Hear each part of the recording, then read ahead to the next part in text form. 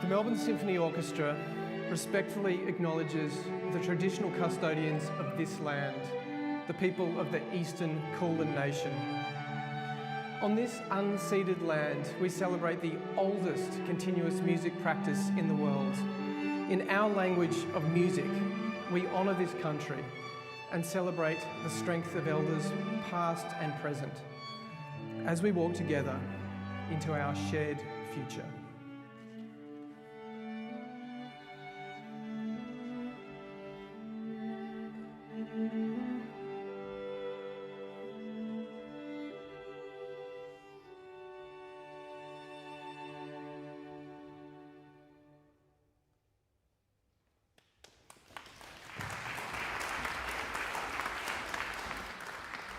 Good evening. I'm Nick Bochner, the Head of Learning Engagement with the Melbourne Symphony Orchestra, and it is my great pleasure to welcome you here to the Cybec 21st Century Australian Composer Showcase.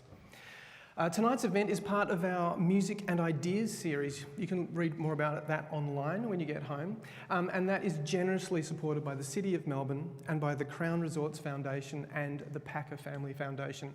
And of course, the whole program that we're witnessing the benefits of tonight is made possible by the Cybec Foundation.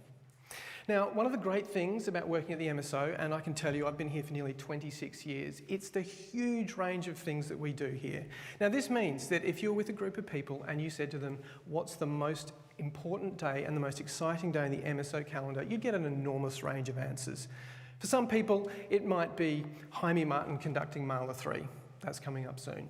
Maybe it's going to be any one of the international stars playing and singing with us later this year. Maybe, and if you've got this sort of guilty pleasure, it could be The Lion King played live to projection this very weekend. For all of those shows, you know what you love, you know what you're getting, and you know it's going to be world-class fantastic. But for some of us, and I'm guessing there's a few of us in the room tonight, the way that we've started our MSO year for the last 20 years with this showcase of music by young composers who are making their way, they are presenting styles and ideas that we haven't heard before. This is really where it's at. This is a delicious moment of anticipation that we have right now, where we will be the first to hear these sounds that haven't been heard before, where we will see the future of the art form that we love unfurling before our very eyes and ears. This is the best moment of all. And really, it's exciting on every level that you look at. Doesn't matter which horizon you think about it on, this is a powerful and important program. For these individuals, these 4 young composers tonight, this is an important moment in their development and their career, as indeed it has been for the 80 Cybec composers who've preceded them. At the organisation level for the MSO, it's incredibly important because it gives the opportunity to feed the vast experience, knowledge and passion of these amazing musicians directly into the future of what we do, and that is vital. And I might be going out on a limb here, but for the wider society, I think most of us, we kind of want to make the world a better place, right? And something we're going to strive for. How can these 4 young people turning their worlds into sound make a difference? Well, I think understanding who we are, understanding where we are is absolutely essential, and all the knowledge disciplines in the world are important, and they give us facts and figures and pictures and data. But it's the arts that can bring knowledge to the level of understanding. I quite often think of a line from one of my favourite writers, Rainer Maria Rilke, and he says, "Work of the eyes is done. Now go and do heart work on all the images imprisoned within you." We need these brave young artists to do that work for us so we can move from knowing to genuine understanding and beyond. So tonight we're going to explore a huge range of things. You're going to hear the widest possible range of musical styles, approaches and subject areas. And I'm just going to take a moment now to mention that one of our works tonight, and its title is And They Leave Us in the Dark, it deals with the particularly difficult subject matter of violence against women. So if you need to, when that piece comes around, please feel free to step out of the auditorium and can you take a moment now just to check your program for more details. So I'm going to get out of the way now so this delicious moment of anticipation can actually get us to where we're going. I'm going to let the proceedings begin, but before I do, I just want to thank everyone who's made the program a success. Of course, the musicians has been a very important part. The young composers have been mentored by extremely experienced composers, Christine McComb, Dominic Karski, Mary Finsterer and Gerard Brophy. And they've guided these composers over the last 12 months. And of course, in particular, I'd like to thank the extraordinary Cybec Foundation, who've been a partner with the MSO for 20 years now, and without whom this important work couldn't happen.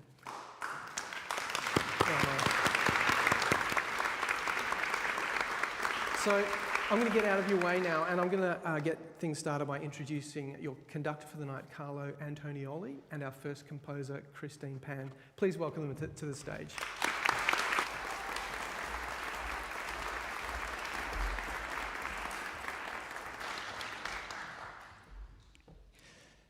Thanks very much, Nick, for that really thrilling introduction, and welcome to all of you. It's so fantastic to see you here, and welcome to those of you joining us online on the live stream. This is a really exciting moment, as Nick has said. You're going to be hearing 4 entirely brand new works this evening, and because this is such a special moment, and because each of the 4 works that you're hearing are quite different and have a very unique flavour, we always think that it's valuable to hear from the composer themselves before we start hearing the work. And so here I have Christine Pan with us, who's the composer of the first work on the program, Sunburst Lycen. So Christine, what's your experience been like being involved in this, the Cybec 21st Century Australian Composers Program? Carlo, it has been absolutely amazing. I cannot believe that an idea, a seed of an idea in my head has become something that I can, share with you guys tonight. That is absolutely insanity to me, and also with professional musicians like the MSO, that is absolutely insane. But what is so special about this is that I get to work and talk about my ideas with 3 other talented composers, and also with Carlo, who is an absolutely fantastic conductor and my mentor and the librarian, just to really hone in on my ideas, because we composers can get a bit rambly if we wanted to. We will just go off and be like, oh, that idea sounds great, that idea sounds great. But they really question us. They really question us in terms of, does that really need to be there? What can you do to really bring out the colours of the orchestra? And I think that's what's so special about this program. So I'm so thrilled to share my piece with you guys. I'm really glad to hear that. It's fascinating, isn't it? At the same time, it's a sort of a melting pot of these ideas where you get to share with colleagues, which is always fantastic. I know as a conductor, when I have conductor training with fellow conductors, it's really valuable as well. But then also the input of all of these amazing musicians behind us, because writing for orchestra is not like writing for, say, solo piano, is it, when you've got so many people? 100%. And also I feel like writing for orchestra, there are just so many moving parts, and you can get really stuck on an idea. You can really just play the same thing over and over in your head and go crazy. But with the support of all these amazing musicians and composers and mentors, you can really break out of that and explore other colors. And that's what's so powerful for writing for the orchestra. That's amazing. Really glad to hear. Well, we know that we're doing our job then. So this piece, it's inspired by a type of lichen known as Sunburst Lycen, right? So, now am I right in thinking you travelled to Alaska? Yeah, I absolutely did. And I did a really cool course there, and I recommend anyone who is a composer who hasn't done something like this to do it. It's called the Composing in the Wilderness program, and basically we hike through the Alaskan wilderness, and when we hike with scientists as well, and they point out things, and then we basically, infuse ourselves in the beautiful terrain. And what is so special about being in the wilderness is because you get to really notice the smallest, most beautiful organisms, such as the Sunburst Lycen, which is, by the way, part fungi fungi, part bacteria, and also part plant. And it's so cool, and you don't really notice it, but the moment you see it, it's this gorgeous bright orange. And what the scientist did was he told us that it works symbiotically and altruistically with the organisms around it, and it's a biomarker for all these other fantastic flora and fauna in the Alaskan terrain. And what this made me think of was, wow, there are people in my life that's kind of like that. There are these beautiful, humble, modest, but gorgeous bursts of sunshine. And without them, I wouldn't know what to do. So I basically wrote this piece to kind of tie in like nature, but also the human nature. And I just want to thank all these wonderful bursts of sunshines in my life. So there you go. That sounds amazing. And so this is a musical representation of that. Exactly. Which you're in for a treat, because it's full of charm and wit and exactly what you're saying about those kinds of people. A bit funny too. Yes. Yeah. Well, thank you so much, Christine. We're all really looking forward to your piece. Thank you so much.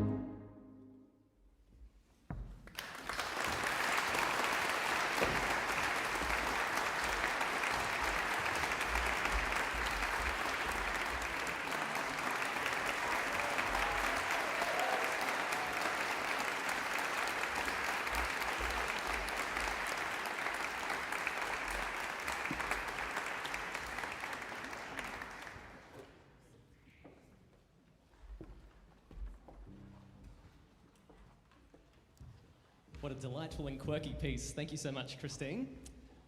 And so we now move on to the second work on our program, which is entitled Econ of Nipus. Please join me in welcoming the composer of this piece, Klearhos Murphy.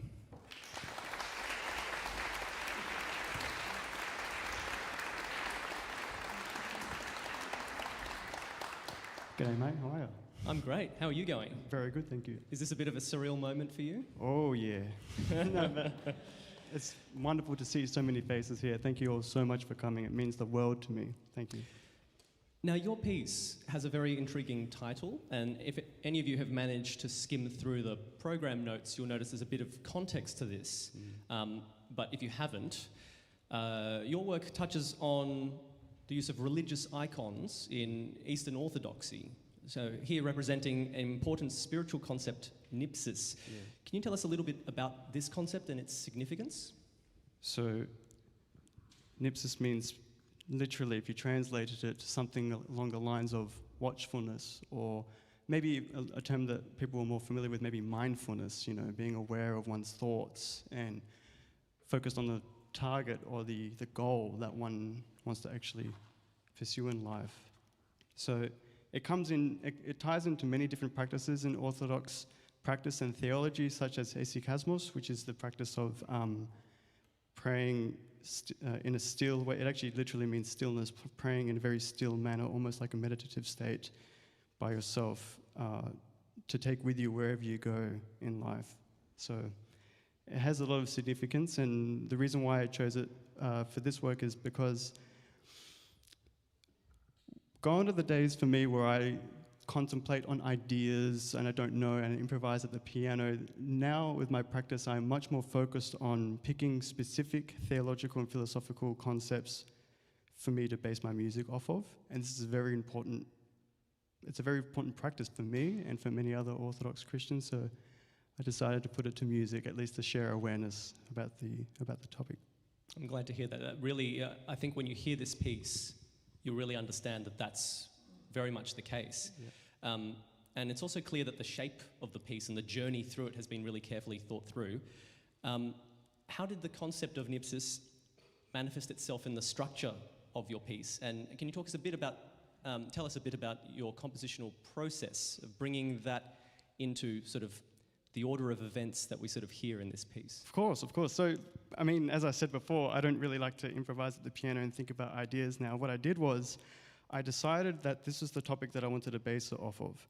Now, the idea was, well, there are many ways to do this, but to give my music what some philosophers might call epistemic justification. Hold on. That is to say, base it off of something objective or something that is grounded, and for me it's my faith. Then I needed to base it off of something grounded within the faith itself. And for me, I can turn to scripture, I can turn to writings by the church fathers, I can turn to chants themselves as we sing them in the church. And you'll hear at various times throughout the work moments of, I would say, vocal song-like melodies that are based off of chants that deal with this topic in particular. And also you will hear quite contrasting moments that I decided to use serialist techniques based off of the Greek alphabet used in the original texts by church fathers that describe this. So quite contrasting methods, but nonetheless remains within the tradition, remains within the world, so to speak. Fascinating. Well, thank you so much. We're really looking forward to playing your piece. Thank you again. Klearhos. Thank you so much.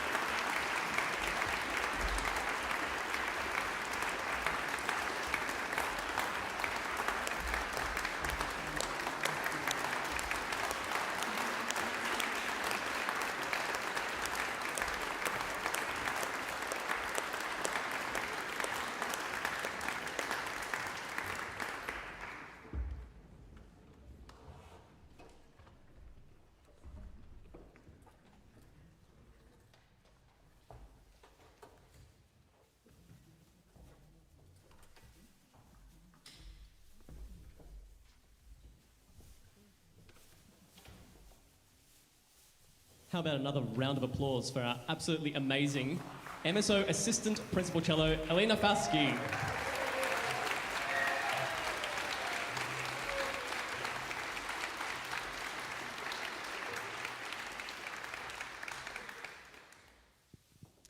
Thank you so much, Klearhos. A really stunning and moving work. Now, as you can see, there's some commotion happening behind me. The next work is quite different from the other works in the program. And as you will have heard Nick mention, this piece contains some quite heavy themes. But it is, to me, quite a striking work in that it really speaks very directly to us as an audience. And to hear more about this, I'd love to invite the composer of this work, Katia Geha.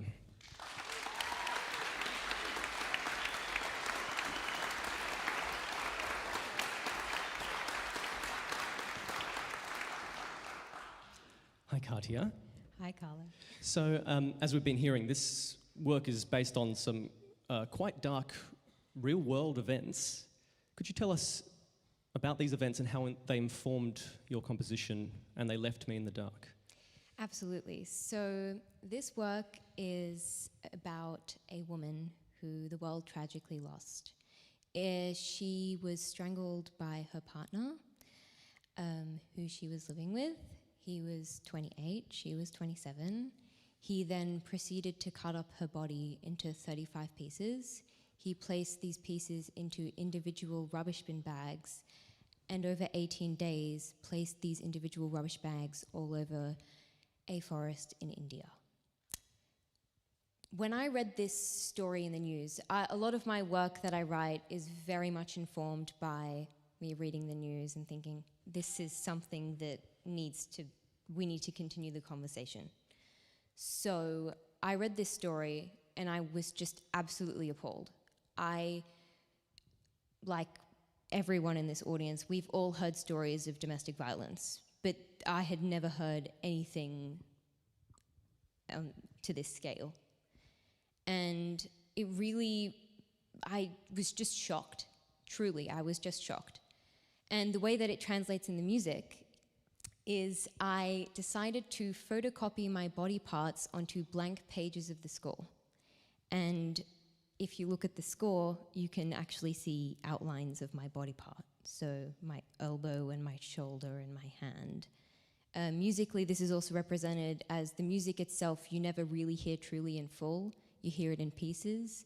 You hear the instruments in pieces. You hear sounds in pieces. I've also written sections where certain body parts are alienated, so the performers themselves almost look like they're in pieces as well. Yes, I know that the process for us as musicians working on this piece, that context really, I mean, that's basically what the piece is, isn't it? It's not a piece, it's almost not a piece about that. The piece, in some ways, is that. What do you think the role of art then is in exploring some of these heavier themes? Do you think that art can shape our perception of the world in a way that makes a difference? Absolutely. I think the way that we can interpret art is definitely up to the artist themselves. If the artist chooses to write a piece or create a piece about something that's dear to them, about their life, they have every right to. For myself, I believe truly in the politics of art. I believe that we can translate the empathetic side of politics and true life events through art and really bring up issues that you'd only see once or twice in the news. And unlike news stories, music has the power to be reperformed, to live on. And I mean, I'd love to get this piece reperformed, but I guess that's not the goal. I think the goal itself is the process of me writing the piece and really thinking about every single note, every single gesture, to try and think about truly what this woman's life meant to the world. Well, as an audience, I'm sure, well, you haven't heard it yet, but, well, heard is not just the right word, it's sort of experienced it. but afterwards you'll agree with me that it's very powerful in exactly the way that you're explaining. Your compositional style is fascinating, and you're someone who describes themselves as composing experimental performance art music. Yes. And I get the sense from this piece that the performance of the piece and its relationship to the audience, this is sort of what we were just saying, it's just as important, well, if not more, than the notes of music that are being played. What interests you in this kind of performance art as your means of composition? I'm very interested in all areas of my practice in how the body can act in a space. Whether that's a performance space, whether that's a box, whether that's a sheet of plastic, it's a body in a space. And I think at the end of the day, to connect with any audience member from anywhere in the world, we all have a body. We all have all different types of bodies, but we all have a body. And the way that we experience that in the performance space can be explored in so many different ways. And I think the way that politics kind of comes through that can be through the experimental, because it's through these experimental ways that we really think about, oh, my body can do this in this space and it can do that, and I wouldn't even dream of doing that, but now we have someone doing that right in front of our eyes. Thank you so much, Katia. Thank Really you. appreciate it.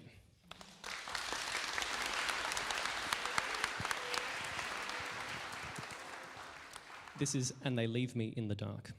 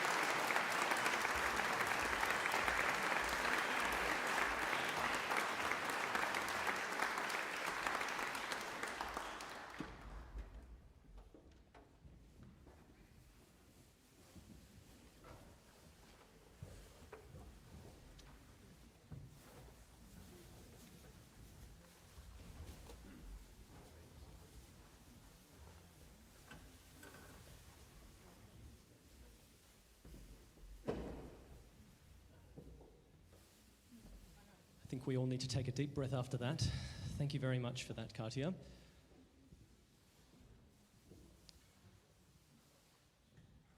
How about a round of applause for our oboist, Rachel Kirkpatrick?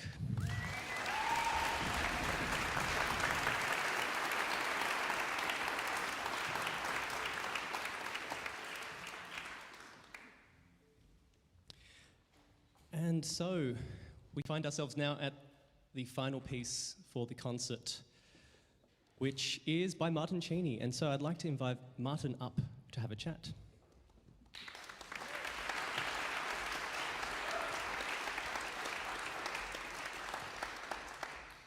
Welcome, Martin. Thanks, Carlo. How are you? I'm very well, thank you. Good. We're all looking Glad. forward to playing your piece. Now, we've been debating how your piece should be pronounced. Have you? Well, you seem to be leaning towards Penchant.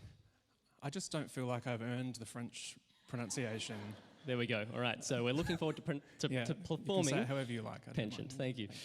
Now, you've had a wealth of compositional experience before doing this program, but am I right in thinking you've only recently begun writing for symphony orchestra in this sense? What has that been like for you being involved in this program, and what have you learnt that's specific to writing for this kind of ensemble? Sure. So I don't know if this will be the least surprising thing that the string players will have heard this week, but this is my first piece for symphony orchestra ever. So thank you and sorry if that's applicable. So my background is in wind orchestra, so one of the co-founders of the Adelaide Wind Orchestra. I feel like I should give them a shout out. And some chamber music and choral music as well. But my first foray into the world of strings.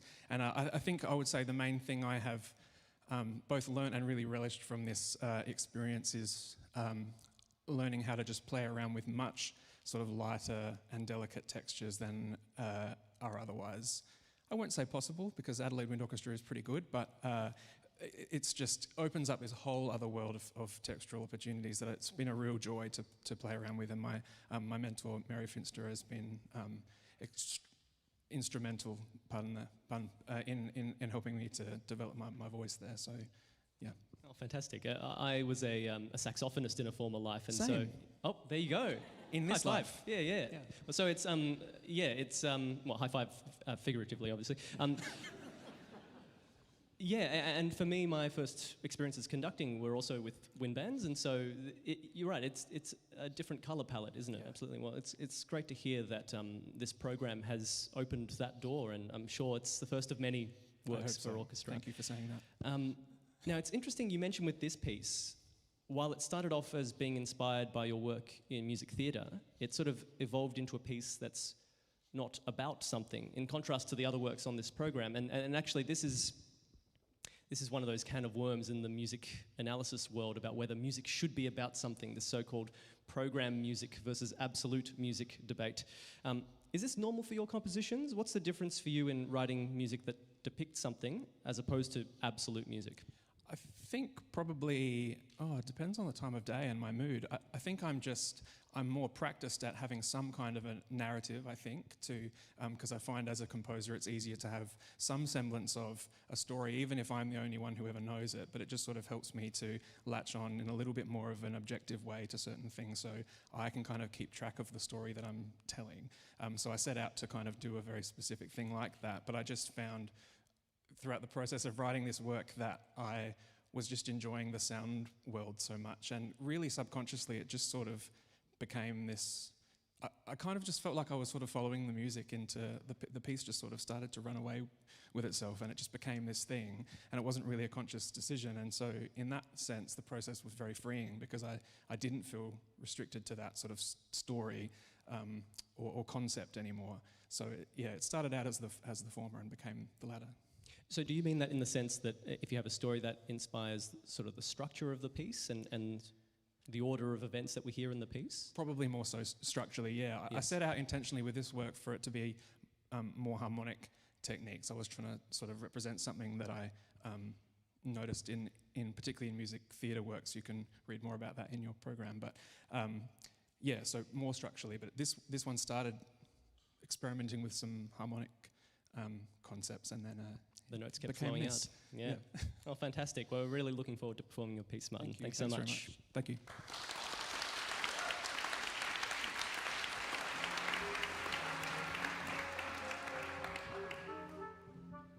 Before we hear Martin's piece, I'd like to thank you all so much for joining us this evening, both here in the Owaki Auditorium and those of you tuning in online. I'd also like to once again thank the City of Melbourne, the Crown Resorts Foundation and Packer Family Foundation for making our Music and Ideas series possible. And of course, I'd like to give a huge thank you again to the Cybec Foundation for their ongoing support of the 21st Century Australian Composers Program. Having previously served as the MSO's Cybec Assistant Conductor, I personally have also benefited from their generous support of the MSO's programs. So long may it continue. Indeed.